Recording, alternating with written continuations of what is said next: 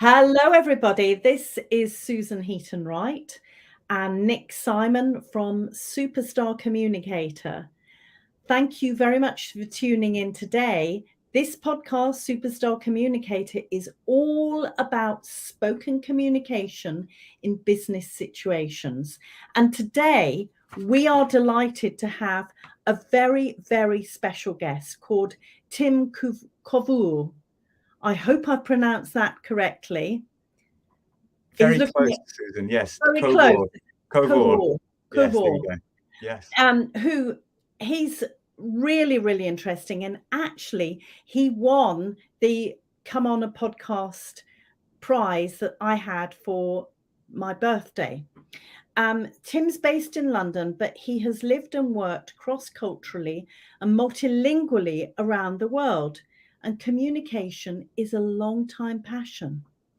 Tim is now a keen part of the growth team at tech company Quench, connecting the world's top experts with companies and their employees through video learning and consulting services. So welcome. Thank you so much. And it's a pleasure to be with you both on this amazing live stream. Thank you. It's the way forward, isn't it? It really is. And I really enjoy participating in these events and also engaging with them online on LinkedIn and on YouTube and elsewhere. Now, one of the things about Superstar Communicator podcasts is that you've got an oldie like me, a Gen X, who has had to take on tech, and Nick Simon, who has had tech all his life. How about you, Tim? Have you grown up with tech? Well, that's a really interesting question, Susan, and I appreciate the diversity of generations on this episode because for me, as a member of the millennial generation, as we're known, we saw the advent of the internet growing up as children. So I remember I got my first email when I was about 8 or 9 years old. We had a dial-up modem that had 14 kilobits per second speed, which was very speedy back in those days. And we witnessed the growth of broadband and instant messaging, social media, video, and now we're entering into the world of AI and virtual reality and beyond. So it's been a really exciting time to grow up. So I think our generation has had a unique opportunity there. What do you think? And I was growing up with the starter of Facebook. I remember my parents were saying I wasn't allowed a Facebook account until I was 13. So it was that kind of thing. It was just a starting up thing. But it's interesting to see how you were right at the start of it, where I don't know, the internet was kind of you'd have to wait 10 or 15 minutes for a single page to load. Whilst I was kind of outside of that, I was playing around with Tamagotchis and that kind of thing in my young age. But I'd have been, I think, maybe just a step closer to the more rounded internet we have now. Mm. You said that you have worked cross-culturally and multilingually around the world. I'm very intrigued as to where you've worked. Yes, I'd be happy to share a bit about that. So, yes, there's a difference, as you said, between living cross-culturally and then living multilingually, but there's often a very strong overlap because every language has its own culture depending on the context. I mean, even English, if you're speaking English in London versus maybe speaking English in Newcastle, or if you're speaking English in Singapore or in India, where my family are originally from, there's all sorts of different considerations. So I've spent a lot of my early childhood traveling around the world. I was born in India, got to experience all sorts of cultures and languages, and then I spent a lot of my 20s working across sub-Saharan Africa and also in a number of different Asian countries, working in international development and not-for-profit work in general. So a lot of that has involved speaking in second or third languages, or actually in some cases fourth languages, and being able to decipher the cultural cues and the ways in which things are done as much as the way in which things are said, if that makes sense. It does make sense. And from a point of view of creating online video for the world, because your company does that throughout the world, what sort of things should you consider if you're doing a video? So really, video is, as we know, a very, very personable medium. So it's, completely relevant to this podcast and to the work that you do, Susan, because it's all about that person-to-person interaction, proximity. And, when we see another person, parts of our brain, the mirror neurons and the way in which our neurology is wired is to recognize a person and to experience an interaction. So video is an amazing opportunity to do that with the voice, with body language, with presence, which I know you and your brand really focus on a lot.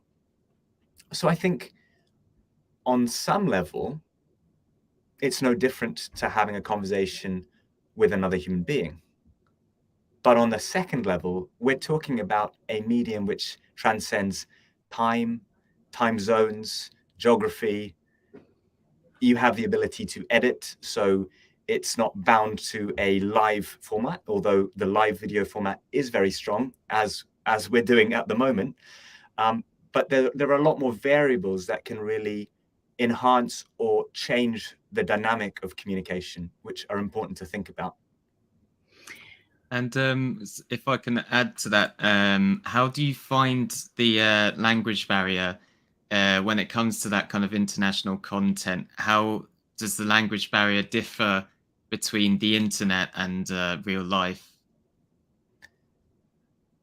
That's interesting. So when it comes to that cross-cultural element, again, it's very, very important to understand your audience.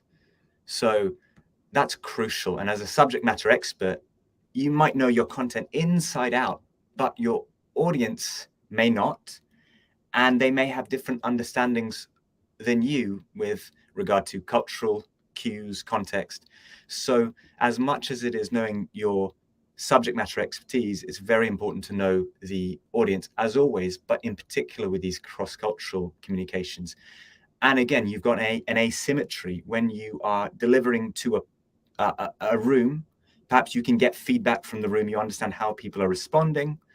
When you're having a conversation with someone, of course, our empathy kicks in, our personal cues, body language, and so on are there to read the room and to understand the interactions. But when it comes to pre-recorded video, for example, you are going in on some level blind, but that can be mitigated when you begin to understand where your audience is from. Again, you have some cultural appreciation. You perhaps have done some background research, had some previous conversations with either members of your loyal audience or your target audience, the kind of people that are listening, and you're able to then try and add in some of that empathy front-loaded before you have the conversation. Now, I've had people contact me to say that they can create videos from AI. What are your thoughts about the current situation with the AI video for training? That is a really interesting conversation, Susan, and one that is very timely. And in fact, over the weekend, I was having a conversation with a technologist that's using a whole workflow to go from ideation to script writing to visual production to video production, all using AI. Now, in theory, there is a workflow to do this, but it's always important to us, what's the job to be done here? Is it the mass production of more content, or is it connecting meaningfully and offering a high value proposition to a specific person or a specific audience? And if you have a person in mind, it's generally very important that a person is overseeing or behind the delivery of that. Now, that's not to say AI cannot be very useful in that flow, but I don't think at least at the moment, we are in a position where we're saying AI is going to take over the human ability to connect on a person-to-person level. And in fact, I don't think that's ever going to be the case. Even as things get more sophisticated, there will always be a very, very strong role for that human delivery. So if we're talking about perhaps using AI to create video assets and so on, well, there are very sophisticated ways, and it will continue to get more sophisticated. But I think it will always be very important for a human to at least be the liaison and at least be an editorial sense check for anything that's going out. And furthermore, the high value of having an expert who's actually speaking to camera or delivering alongside any AI augmented content. That will not disappear. And in fact, that will only become higher value as AI becomes cheaper in terms of the volume. So it's a very timely one and a very complex one, I think. What do you think, Nick? It's concerning, but at the same time, yeah, I definitely think I'm doing a film composition degree, and there's nothing that essentially you can replace because of the artistic element of film writing. Is similar to communication. It's highly instinctual as much as it is formulaic, so you can't take away the instinctual part. An AI isn't going to know what works and what doesn't from a kind of emotional point of view, which is why it might take 1,000 years before AI will be able to do that kind of thing. But yeah, from our perspective, it's kind of a concern, but it also isn't. Absolutely. Do you think it's a case that AI can enhance communication, but we've still got to remember the human element? I think that's a perfect summary, Susan, good. because I was actually going to ask you your position on that and your thoughts, but I think what you've just said there is so valuable because we're talking about AI serving us and not us serving AI at the end of the day. AI should always be a way in which human value is created by humans to other humans. And it's actually interesting to the point where we're actually seeing AI being used by AI to create tools as well. So it's not even humans using AI, it's kind of AI to AI interactions also happening. And there are some funny things online where a tweet is being responded to by an AI and they realize that they both don't realize they're both AIs actually having a conversation. There's all sorts of funny things that are happening in the world now. But when it comes to us as human beings, I think what Nick said is really valuable. At the moment, these machine learning models are based on statistical inference. And so they're not coming up with unique creative thought. They're not moral agents. Don't have this creative impulse and instinct, as you said, Nick. There is something where they can do inference and helpfully and cleverly use pattern recognition to create output. But when it comes to that human creative instinct, they're not there yet. So it's very, very important for humans to be the originator of that creative impulse. Sorry, Nick, did you want to say something? I was just agreeing, yeah. Okay. What do you mean by online video content? Do you mean, somebody streaming them playing a game, which I know some people do, or do you mean content like this, or content that is specific to a learning platform? What do you mean? Yes, I mean the field of video content is vast, and on one hand we have live streams, say on the subject of communication like this. On others, you might have people streaming them playing a certain game, and you find that on Twitch and other platforms, and that's incredibly valuable for those loyal audiences that really want to follow, say, somebody playing a particular Call of Duty game or whatever it is. I'm not a big gamer, but I know lots of people are. In our world, we're talking about video content for professional development, and that can be a combination of both live cohort learning, so it's people on a call, a Zoom kind of setup, But really, when it comes to being scalable and on demand, we're talking about pre-recorded video content. And that's where the challenge is of maintaining a sense of presence and connection with the audience. Now, I'm aware that there's somebody who's watching. If you want to say introduce yourself, and if you've got any questions, please feel free to ask questions, because that's why we want to make it live. So, Nick, do you have any questions? Yeah, so in your experience, how do you see people transitioning from being a subject matter expert to an expert communicator on their subject? You know, Nick, that's a really, really interesting question. And I think that this will help a lot of people out there who are wondering how they take their expertise and turn it into something that's scalable and on demand through video content. And not even just video content, any manner of communication that requires them to translate their expertise to a wider audience. So I think, firstly, practice. Practice is a huge thing for any skill you're developing. And practice does not mean getting it right the first time. As we've all learned from probably lots of growing experiences, which are not always the most comfortable ones.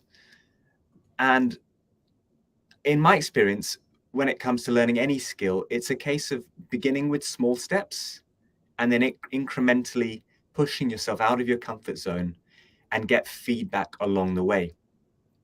So, for example, when it comes to practicing speaking and presenting, perhaps it's a case of initially recording a short video of yourself delivering something to camera. And this could be a script that you've pre-prepared.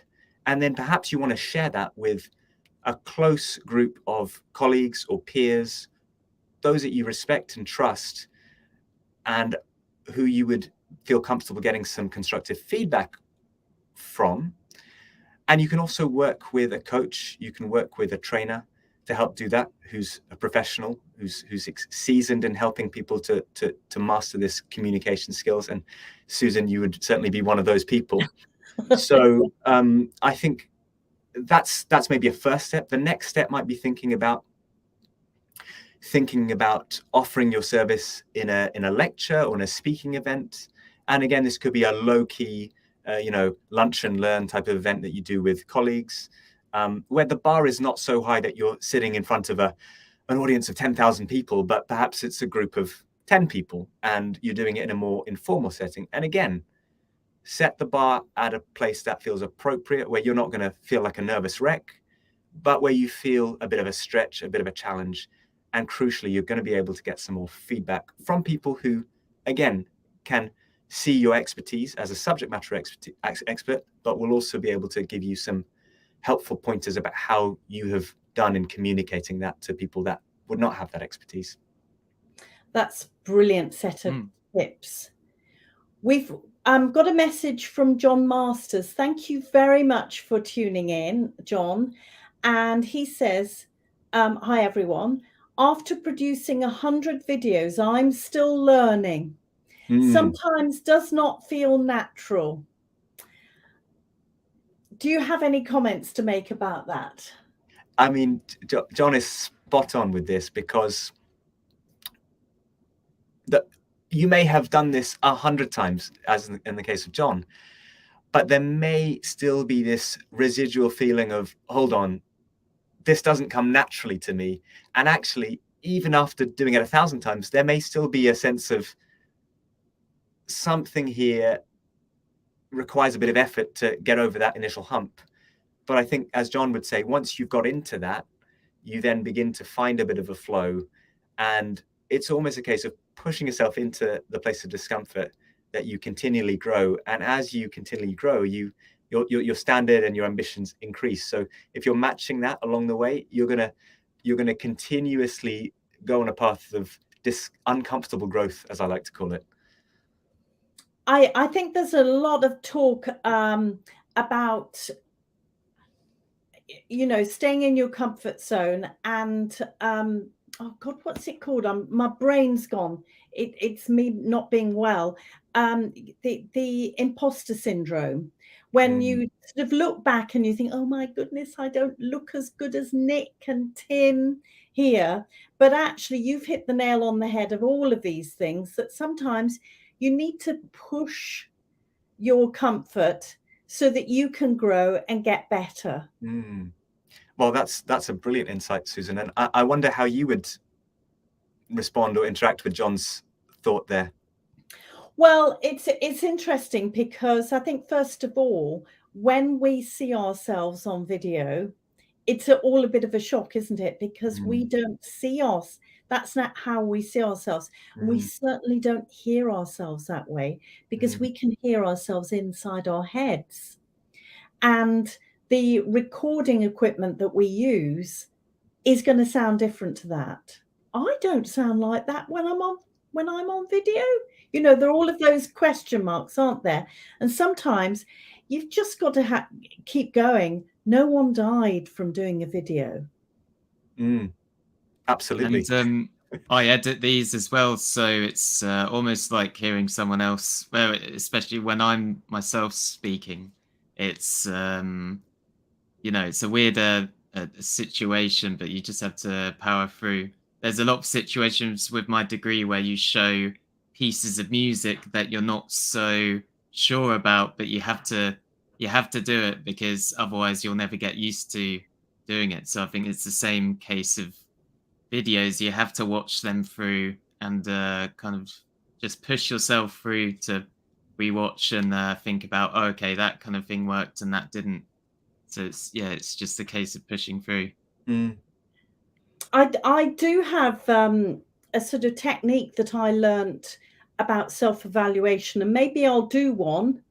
And John, you sort of made me think that maybe this is a masterclass to do on one occasion, about just focusing on one or two things that you are going to try and improve each time, rather than this great big long list that I don't do that right, don't do that, and that's not very good, and you're overwhelmed, rather than celebrating what you've achieved so far and, right, I'll focus on this to be even better next time. Totally. But John says it's very strange to watch yourself. I say that every day. So I've got a question for you, Tim. Some of us may have done lots of public speaking or have led trainings, but are new to being recording for video. How do you prepare for that step? Again, a really timely question for anyone thinking about this new world of online communication and video delivery. So even if you've done it 100 times before to a live audience, preparing for being recorded for video is slightly different from that live context. And I'm going to give you a few key tips on this one. Oh, great. Just to make sure that we cover some of the fundamentals. So the first one is pretty obvious, but familiarize yourself with the equipment. Now, I can see you're laughing because it's almost obvious, but we've all been in a situation where we've been about to go onto a live stream, or we've been about to record something, and then something has gone wrong, and we think, I have no idea what's just happened. If only I had familiarized myself with the setup beforehand, then perhaps that could have been avoided. And that's a great learning lesson for any of us. I don't know if there was any reason that you were laughing at that one particularly, Susan. Well, it seems almost too obvious, doesn't it? But that's why one of the reasons why I ask people to come 15 minutes early, just so that we understand this platform. For that Absolutely. very reason.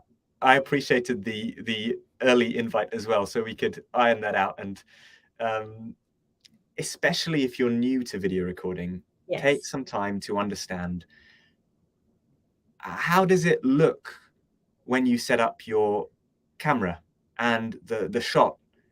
What's your background like? Where is your microphone? Is the microphone picking up the right sound? Is your sometimes when we record with people in our studios, perhaps the microphone is in the line of the hair, and so the hair is hitting the microphone and you have some interference. Or perhaps the camera is not quite picking up the full shot and it's cutting off a bit of your head. Or perhaps the lighting means that half of your face is obscured by shadows and you look more like a villain character than a speaker. So simple things, but when you do that, it really helps to kind of do a basic hygiene check to ensure that you feel comfortable, and helps with the confidence before then delivering.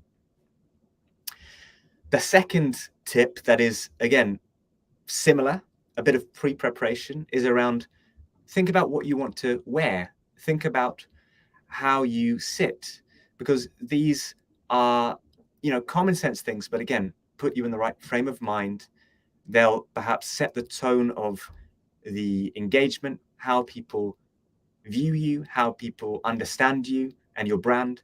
And so that kind of appropriate dress or appropriate posture helps to create focus. And I've been on live television before, and on TV, on the BBC and things like that. And they always make sure that you are not wearing clothing that might strobe, for example, with fine pattern. Avoid distracting sort of logos or really noisy things, because oftentimes those will distract from your message, and you don't want to be known as the person wearing the outrageously color clashing outfit. You want to be known for your expertise. And of course, that also applies to normal speaking when you're not at the camera. The third thing I'd say is practice your delivery. And, unlike a live presentation, you have the opportunity to do multiple takes. Excuse me. For example, my cough there, if it was a video that was pre-recorded, we could edit out that little cough. So again, if you are not happy with one take, you can redo it. If you are conscious about maybe umming and ahhing, or you're conscious that you might have stuttered a little bit, have a moment to breathe, reset yourself, and re-deliver the line. And then that the final take will include a clear presentation. Of course, it's still important to practice delivery beforehand so that you can ensure you're communicating clearly and effectively. But some of the pressure of the live delivery is gone, because you're not thinking and panicking, am I going to scuff my line? And am I going to say the wrong word? Because if you do, you can just go back and do it again. What fantastic tips there. There's an awful lot to go away with. And I know my assistant, Nicole, will love these, because she'll be doing some tips tomorrow to share with people. That's fantastic. Well, I'm glad that those will be useful. Nick, do you have any other questions? Yeah. When it comes to pre-recorded video content, how do you maintain a sense of being present and in the room with people who may be watching anywhere in the world at any time? Ooh. You've touched on something interesting there, Nick, which is we're not bounded by time, space, time zones, cultures. Wherever somebody has an internet connection and a screen and the will to watch you, they could be doing so. So what does presence look like when you're not bounded by time or space? Well, a few considerations on this are, how do you create that rapport? And again, I know, Susan, this is something that you teach and you share with through the work that you do. One of the key points is speaking directly to the person that you're engaging with. In a live call, of course, it's different, because we're having a chat between us, and so there's a back and forth, and we know the way in which conversation is being directed. But when it's recorded and it's to camera, you have to speak directly to the camera, and it's important to make eye contact, and it's important to speak as if you are speaking to a particular person. I think, Susan, you're nodding in agreement there, because that's a great way of visualizing. Us humans are not very good with the abstract ways of thinking about communication. We'd much rather think concretely about talking to a specific person. So perhaps you're visualizing Emily on the other end of the line, or maybe if you're speaking to somebody in Dubai, perhaps you're speaking to, Fatima, which is a common name in that area, and you're thinking, they're there, they're listening to me, they're trying to understand how this fits with their life and their professional goals, and you're trying to build empathy into that delivery. So that really, really helps enhance connection, engagement, and hopefully the value that the audience is ultimately going to be getting out of it. The second point is use conversational language. Again, it doesn't matter if you are a highly niche subject matter expert or professor. If you're using language that your audience does not relate to, it's very hard to maintain interest, presence. So talk as if you're talking to somebody. Use language that's natural. Use language that you would use with your peers. Avoid using jargon or overly technical language that might distance you from your audience if that's not something they're used to. And I've got two others, if I can share. The third one is use visual aids if you can. So for example, maybe I'm telling you a story about a notebook. Well, if I've got a notebook in my hand, I can, if I'm talking about journaling, maybe have a journal in my hand, and that just gives you a contextual cue that allows people to see. And we all know that what you see and how you hear something is often more important than the words that you use. Yes. So use that to your advantage. Maybe you have a visual aid, maybe you have slides, graphics. If it's an interview, make sure that the other person is in shot, and when they start talking, perhaps you have a second camera that shows them.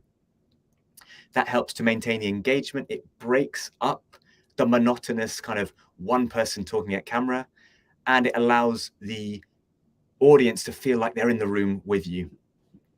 And the final point is be authentic. That is, without question, the number one tip I'd say to anyone thinking about communication, especially when it comes to video. Share personal anecdotes, share experiences that demonstrate your passion and your personality as a human and not as a robot. So going back to the AI thing, what differentiates? Yeah, definitely. We've got personalities, we've got lived experiences. So, when I share something cross-culturally, I'll talk about that time I was driving through the Sahara and I saw a sheikh standing by the well, and we began to talk about this or that. Give detail, make it personal, and pepper it with authenticity. Brilliant tips there. Before we go, because I'm aware that time is flying away, could you tell us a little bit about your business, Quench? That would be a pleasure, Susan. So as we talked about at the start, we're in the video content delivery space, as well as the consulting services space for professionals looking to engage with enterprise organizations and employees that are looking to upskill. So we offer a kind of Netflix style video content delivery interface and experience for employees and enterprises. They are then able to engage with top experts in niche areas, depending on their demand and the needs of their business and their individual learning and development priorities. When they do that, they can then access further packages in terms of consulting, coaching, learning experiences with best-in-class partners, whether it be consulting firms, coaches, and trainers that can really help them in areas such as sales, communication, storytelling. Perhaps it's something really niche like how to engage social media audiences through YouTube Shorts, a very topical thing for a lot of marketers. And again, you're getting a lot of value through the video, but then crucially also through that human coaching interactive experience. And how can people contact you? So if anybody listening is wanting to see how they as an employee or their company can benefit from this kind of service, you can find our website at quench.ai. And if you want to reach out to me personally, you can also do that here on LinkedIn or on my email, which is tim@quen.ch. Brilliant. Now, I don't know about you, Nick. Have you got anything that you'd like to add, Nick? No, it's really interesting. It's interesting how you use your expertise on video essays and video communication goes internationally. Yeah. Thank you. I must admit, this has been so useful, and there are so many takeouts from this. I am so grateful to you, Tim, for coming on today and taking time out of your busy schedule. And please reach out to Tim, because I always say that guests have given up their time to give us more knowledge. But please remember to subscribe to the Superstar Communicator podcast, and you will be updated when we have our next release. Thank you very much for watching. Until next time, bye-bye. Thanks. Thank you.